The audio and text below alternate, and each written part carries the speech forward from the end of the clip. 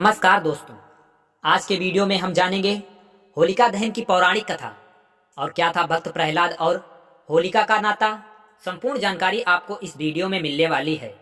होली का पर्व हिंदू धर्म में प्रमुख त्योहारों में से एक है। इस पर्व का मुख्य उद्देश्य होलिका दहन के माध्यम से असत्य को पराजित करना, साथ ही विश्वास और सच्चाई की विजय बताना है। यह पर्व हिंदू धर्म में प्रमुख त्योहारों में से एक है जो भारत समेत कई दूसरे देशों में भी मनाया जाता है। रंगों के इस पर्व की छटा अब पूरे भारत में देखने को मिलेगी, लेकिन होली के पर्व से पहले यह परंपरा है कि होलिका दहन किया जाता है।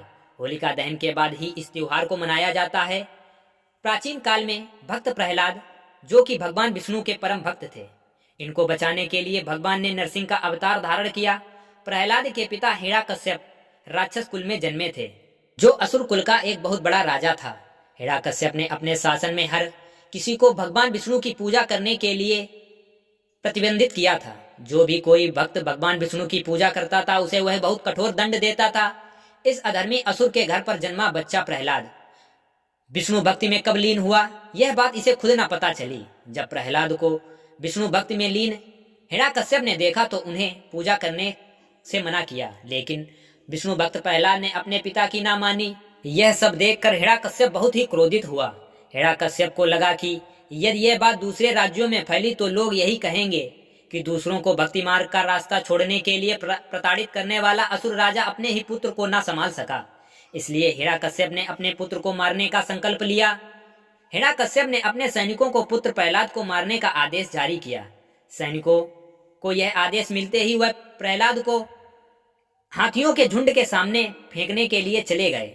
जब वह हाथियों के सामने प्रहलाद को फेंका तो एक भी हाथी ने प्रहलाद को ना कुचला, लेकिन एक भी हाथी प्रहलाद को ना छू सके और वह बचता रहा। इसके बाद प्रहलाद को ऊंची चोटी से फेंका गया, फिर भी प्रहलाद का बाल बांका ना हुआ। सैनिकों ने थक हार कर प्रहलाद को गहरे समुद्र में फेंका, लेकिन इस बार भी प्रहलाद की रक्षा भगवान विष्णु ने की और उसे बचा लिया।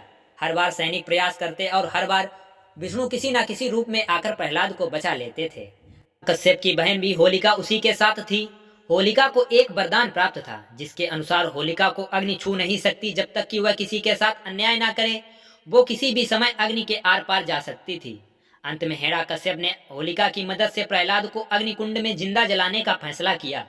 होलिका ने अपने वरदान के घमंड में चूर होकर प्रहलाद को गोद में बिठाया और लकड़ियों के बड़े ढेर पर चढ़ गई और वहां पर बैठ गई।